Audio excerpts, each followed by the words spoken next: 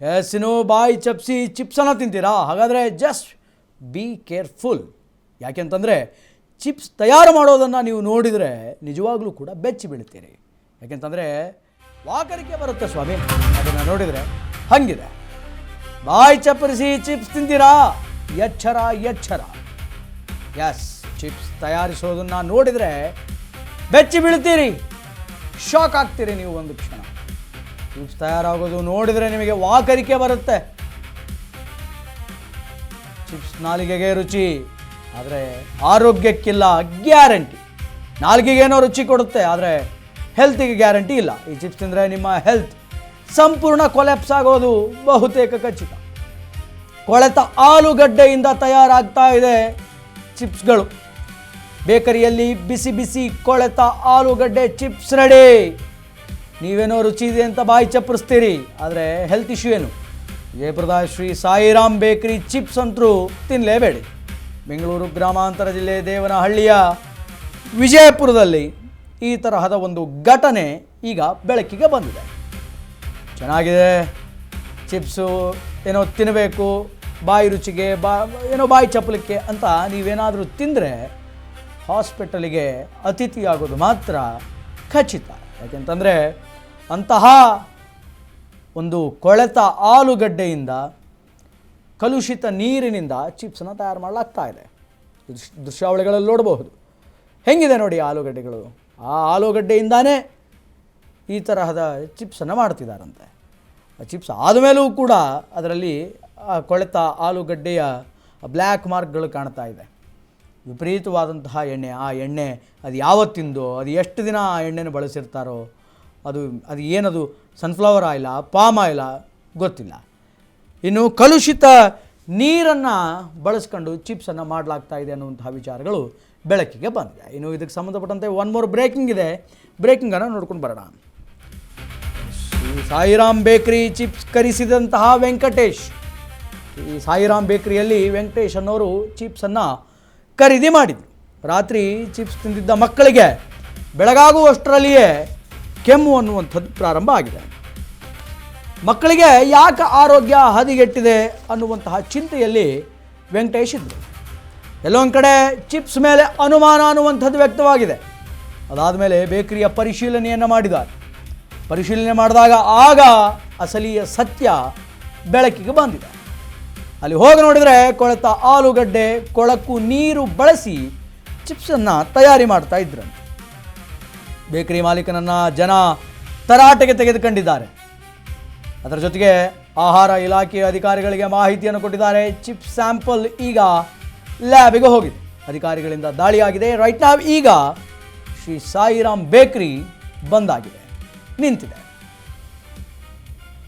ಈ ಒಂದು ಬೇಕರಿಯಲ್ಲಿ ಅಂದರೆ ಬೆಂಗಳೂರು ಗ್ರಾಮಾಂತರ ಜಿಲ್ಲೆಯ ದೇವನಹಳ್ಳಿಯ ವಿಜಯಪುರದ ಬೇಕರಿಯಲ್ಲಿ ವೆಂಕಟೇಶ್ ಅನ್ನುವರು ಚಿಪ್ಸನ್ನು ಖರೀದಿಸಿದರು. ಶ್ರೀ ಸಾಯಿರಾಮ್ ಬೇಕರಿಯಲ್ಲಿ ಚಿಪ್ಸನ್ನು ತಿಂದ ನಂತರ ರಾತ್ರಿ ಮಕ್ಕಳಿಗೆ ಆರೋಗ್ಯ ಹದಗೆಡ್ತು. ಅದಾದ ಮೇಲೆ ಏನಾಯಿತು ಅನ್ನುವಂಥದ್ದನ್ನು ಅವರೇ ಹೇಳ್ತಾರೆ, ಕೇಳಿ.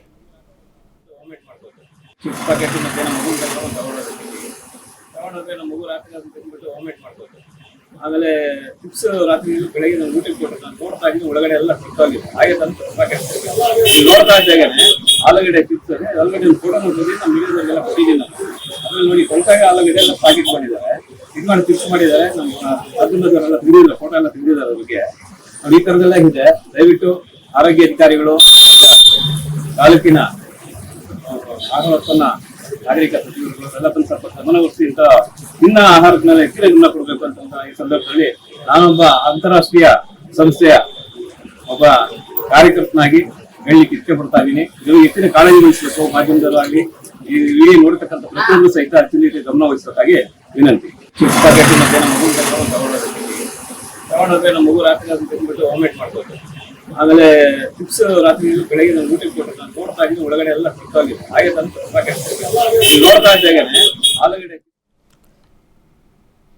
ಇನ್ನು ಇದಕ್ಕೆ ಸಂಬಂಧಪಟ್ಟಂತೆ ಪ್ರತಿನಿಧಿ ರಾಮು ದೂರವಾಣಿ ಸಂಪರ್ಕದಲ್ಲಿದ್ದಾರೆ. ರಾಮು, ಏನು ಹೇಳ್ತೀರಿ ಈ ಸಾಯಿರಾಮ್ ಬೇಕರಿಯ ಚಿಪ್ಸ್ ಗಲಾಟೆಯ ಬಗ್ಗೆ? ನಿಜವಾಗಲೂ ಅಷ್ಟು ಕೊಳೆತಂತಹ ಆಲೂಗಡ್ಡೆ ಮತ್ತು ಕಲುಷಿತ ನೀರು ಇನ್ಯಾವುದೋ ಗೊತ್ತಿಲ್ಲದ ರೀತಿಯ ಕಲುಷಿತ ಎಣ್ಣೆಯಲ್ಲಿ ಚಿಪ್ಸನ್ನು ಖರೀದಿ ಮಾಡ್ತಾ ಇದ್ದಾರಾ? ಇದು ಎಷ್ಟು ದಿನದಿಂದ ನಡ್ಕೊಂಡು ಬರ್ತಾ ಇದೆ? ಏನು ಕತೆ ರಾಮು ಇದು?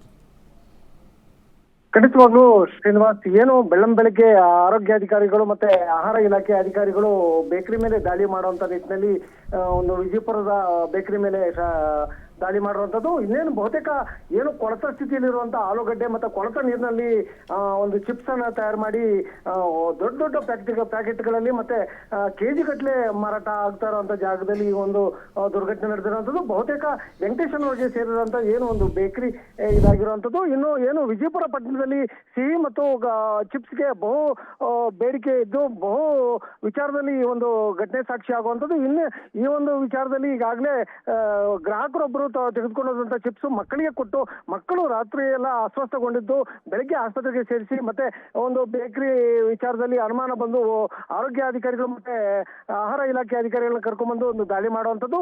ಇನ್ನು ಏನು ಮುಂದುವರೆದ ಭಾಗವಾಗಿ ಏನು ಇಷ್ಟೆಲ್ಲ ಒಂದು ಕೊಳಕ ಸ್ಥಿತಿಯಲ್ಲಿ ಚಿಪ್ಸ್ ತಯಾರಿಕೆ ಮಾಡುವಂಥದ್ದು ಮತ್ತೆ ಕೊಳಕ ಆಲೂಗಡ್ಡೆಯಿಂದ ಚಿಪ್ಸ್ ತಯಾರು ಮಾಡ್ತಿದ್ದಂಥದ್ದು ಬಹಿರಂಗವಾಗಿ ಕಂಡು ಬಂದಿರುವಂಥದ್ದು. ಇನ್ನು ಏನು ಆರೋಗ್ಯ ಇಲಾಖೆ ಅಧಿಕಾರಿಗಳು ಹಾಗೂ ಪೊಲೀಸರ ಸಮಕ್ಷಮದಲ್ಲಿ ಇನ್ನು ಈ ಒಂದು ಸ್ಯಾಂಪಲ್ ಅನ್ನು ತೆಗೆದುಕೊಂಡು ಹೋಗಿ ಆಹಾರ ಇಲಾಖೆ ಅಧಿಕಾರಿಗಳು ಶಾಂಪಲ್ಗೆ ನೀಡಿರುವಂಥದ್ದು. ಒಟ್ಟಾರೆಯಾಗಿ ಆಹಾರದಲ್ಲಿ ಇಷ್ಟು ಕಲಬೆರಕೆ ನಡೆಸಿ ಮತ್ತು ಆಹಾರ ಗುಣಮಟ್ಟ ಕಾಯ್ದುಕೊಳ್ಳದೆ ಮತ್ತೆ ಅನಾರೋಗ್ಯದಿಂದ ಬಳಲುವಂತ ನಿಟ್ಟಿನಲ್ಲಿ ಒಂದು ಚಿಪ್ಸ್ ಅಂಗಡಿ ಈಗಾಗಲೇ ಬಹುತೇಕ ಪ್ರಚಾರಕ್ಕೆ ಈಡಾಗಿರುವಂಥದ್ದು. ಇನ್ನು ಇಷ್ಟೆಲ್ಲ ಅವಾಂತರ ಸೃಷ್ಟಿಯಾಗಿದ್ರು ಕೂಡ ಸಂಬಂಧಪಟ್ಟ ಆಹಾರ ಇಲಾಖೆ ಅಧಿಕಾರಿಗಳು ಇನ್ನಷ್ಟೇ ಬೇಕರಿಗಳು ಇನ್ನಷ್ಟು ಸ್ವೀಟ್ಸ್ ಕಾರ್ನರ್ಗಳು ಎಗ್ಗಿಲ್ಲದೆ ನಾಯಿಕೊಡಿಗಳಂತೆ ಇರುವಂತ ಹಿನ್ನೆಲೆಯಲ್ಲಿ ದಾಳಿ ಮಾಡಬೇಕಾಗಿದೆ. ಇನ್ನು ಆರೋಗ್ಯದ ದೃಷ್ಟಿಯಿಂದ ಸಾರ್ವಜನಿಕರ ಆರೋಗ್ಯಕ್ಕಾಗಿ ಇವರು ಕೆಲಸ ಮಾಡಬೇಕಿದೆ ಅನ್ನುವಂಥದ್ದು ಸಾರ್ವಜನಿಕರ ಒಂದು ಅಳಲಾಗಿರುವಂಥದ್ದು. ಒಟ್ಟಾರೆಯಾಗಿ ಈಗ ಒಂದು ಕೊಳತ ಸ್ಥಿತಿಯಲ್ಲಿ ಮಾರಾಟ ಮಾಡುತ್ತಿದ್ದಂತ ಏನು ಚಿಪ್ಸ್ ಅಂಗಡಿ ಮಾಲೀಕರಿಗೆ ಎಲ್ಲೋ ಒಂದ್ ಕಡೆ ಆಘಾತ ಕಾದಿದೆ ಅಂತಾನೆ ಹೇಳ್ಬೋದು ಶ್ರೀನಿವಾಸ್. ಓಕೆ, ಧನ್ಯವಾದಗಳು ರಾಮು ನಿಮ್ಮೆಲ್ಲ ಮಾಹಿತಿಗೆ.